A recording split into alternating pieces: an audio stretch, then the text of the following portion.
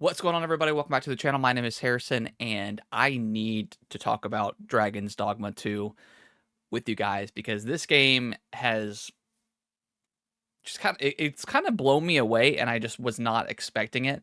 I played a little bit of Dragon's Dogma 1. I think I bought it on sale a couple years ago, and I thought it was cool, but it just didn't quite click with me. I'm not sure if I just didn't give it a long enough chance. And I'm sure something else came along, that I wanted to play, and I kinda dropped that game, but so far, I mean, I'm probably, I don't know, maybe 15 to 20 hours in, I would say, and this game has just hooked me in a way that a lot of games don't. Um, not saying the other games that I play are bad or are not compelling while I'm playing it, but this is the type of game where when I'm not playing it, I am thinking about playing it and thinking about locations that I can go to or something like that.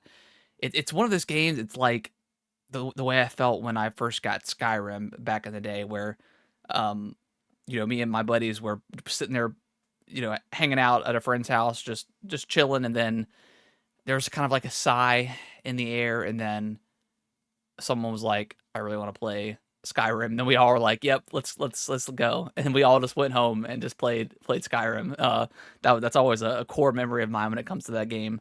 And then Tears of the Kingdom got me that same way, where I was thinking about it constantly, and of course, Elden Ring was even more so, where I couldn't stop thinking about it. And I just wanted to play it all the time, and I am definitely feeling that with Dragon's Dogma 2. Now, if you don't know what it is, it's an action RPG from Capcom, but it's so different than most other RPGs that I've seen. It's got your typical, your class, they call it vocations. They got your classes, they've got your typical side quests and stuff like that.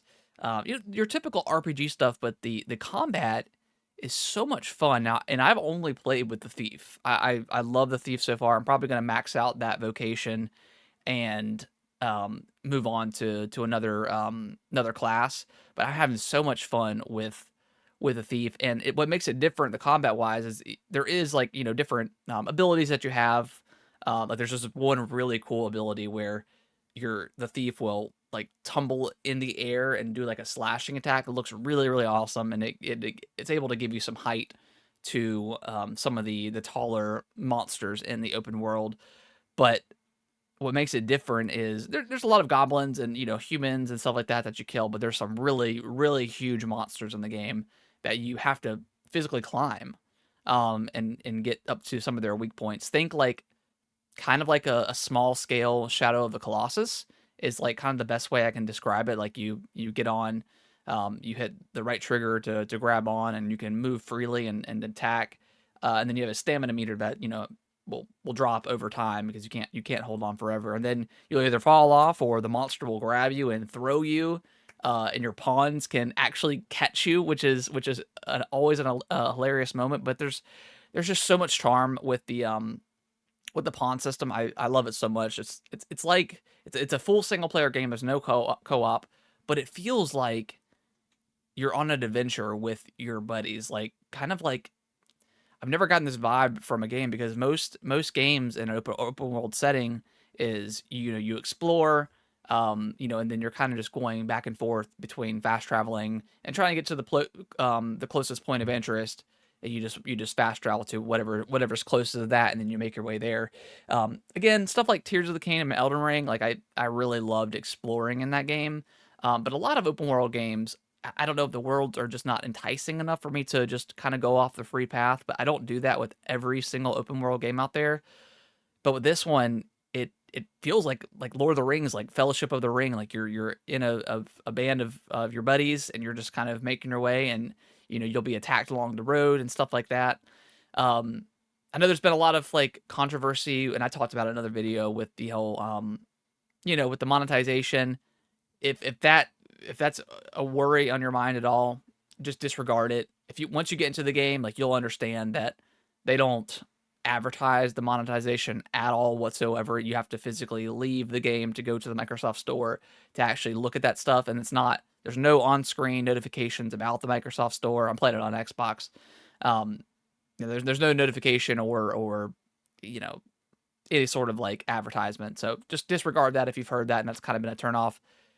It's it's there, and every single player game has monetization, so just don't worry about it. You could totally play it without it. And I know there's been a little bit of issues with like the fast travel, how it's very limited because you do need stuff like these fairy stones that are in the game. And so far I've only gotten like 5 or 6, and that's what you use to fast travel once you find these kind of certain locations in the game. I can't remember what they're called, but they're kind of like beacons.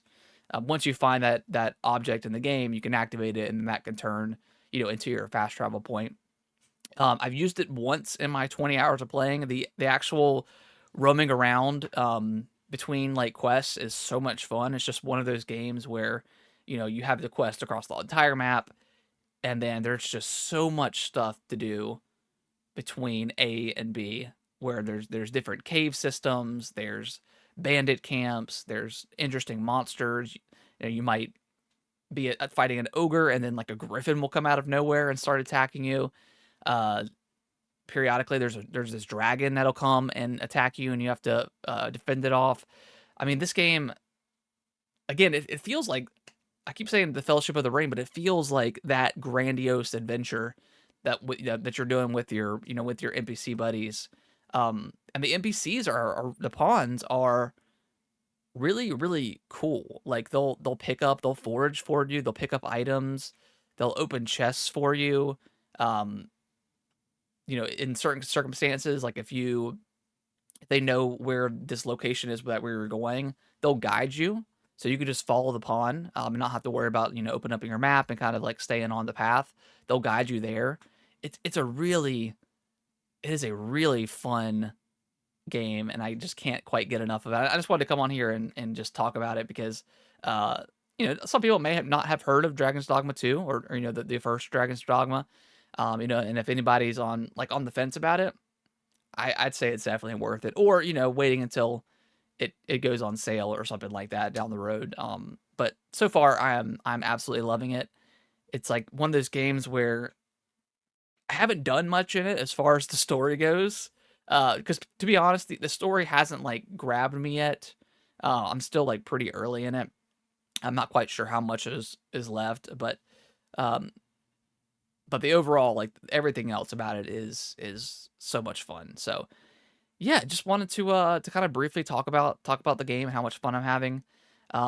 Also, today we're over 500 subscribers now, which is insane to me.